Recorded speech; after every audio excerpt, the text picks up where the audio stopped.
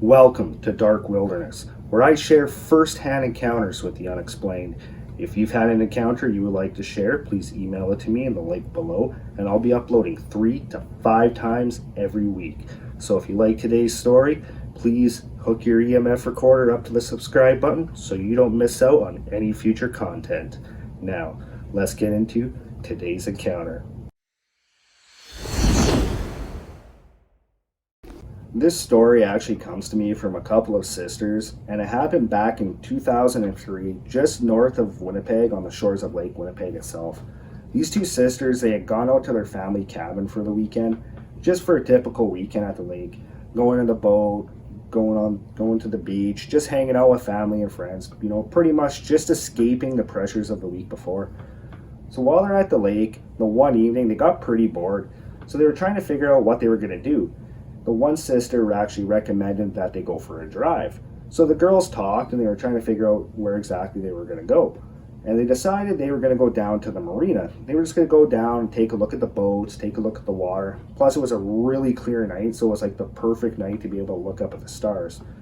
So the two girls, they left their cottage, they got into their car, and they started driving down to the marina. On their way there, the one sister actually suggested to the other one that they stop and pick up their cousin on the way. They figured that their cousin might be bored and she might want to join them. So the other sister agreed, so they actually pulled up to their cousin's cottage. They went in, got her. Then the three girls actually got back into the car and then they started driving to that marina. They said they had to go down about 5 miles of winding gravel road to get there. And when they finally got there, they parked in this little parking area that's kind of just off from the side where all the docks are and the boat launch. So they parked their car, they got out, and they decided they were going to go walk this series of floating docks where all the boats are tied up.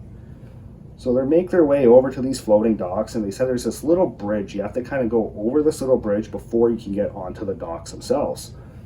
So they get to the bridge, they go up it, onto the docks, and they just took their time walking down the series of docks. They said these docks run about 100 yards, so they got to the end and they just kind of hung out there for a little while. They just hung out talking, just enjoying each other's company. After a while, they decided, okay, they're going to head back to the car and they're going to go find something else to do. So they turn around, they make their way back down the docks and back to where they have their car parked.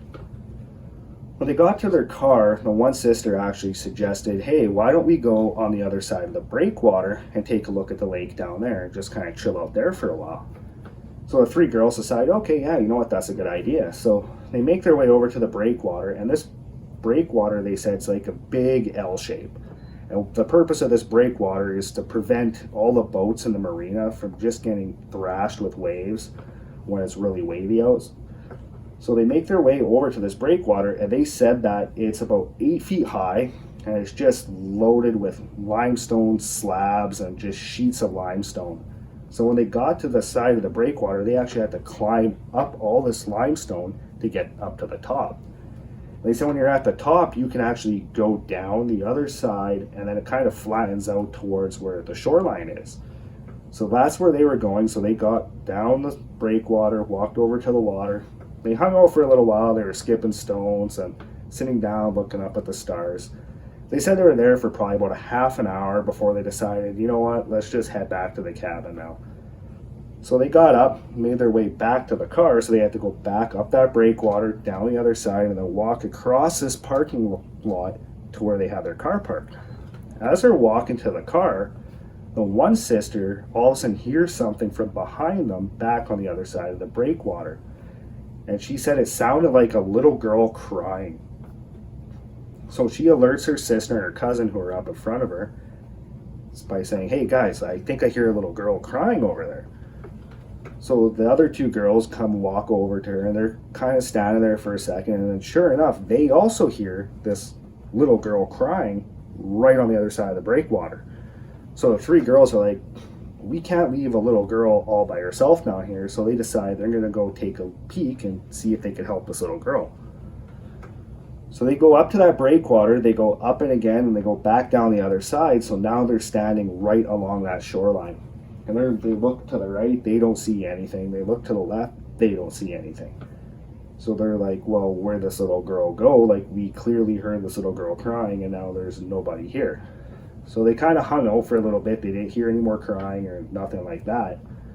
So after a few minutes, they thought, okay, well, maybe it was the wind blowing through the trees or along the rocks, and it just happened to sound like a little girl.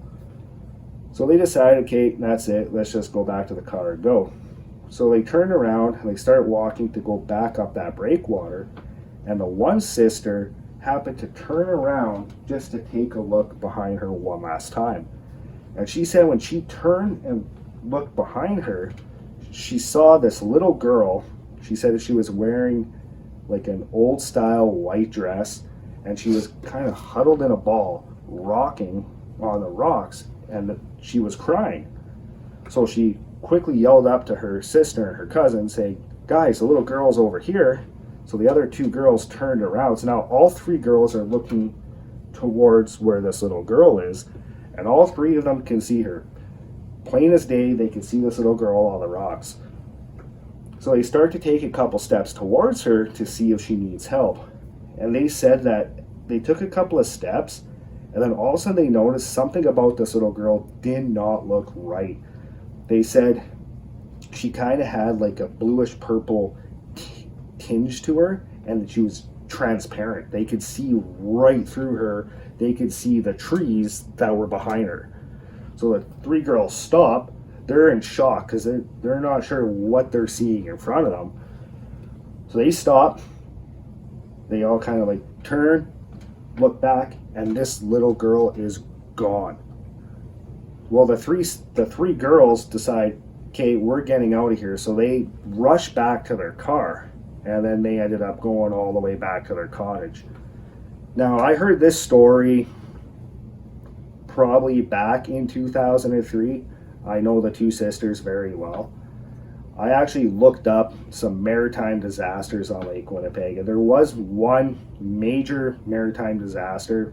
The biggest was actually 9 people drowned, but there were no children on board. Well, that's it for today's encounter. Thanks for joining us, and we'll see you next time.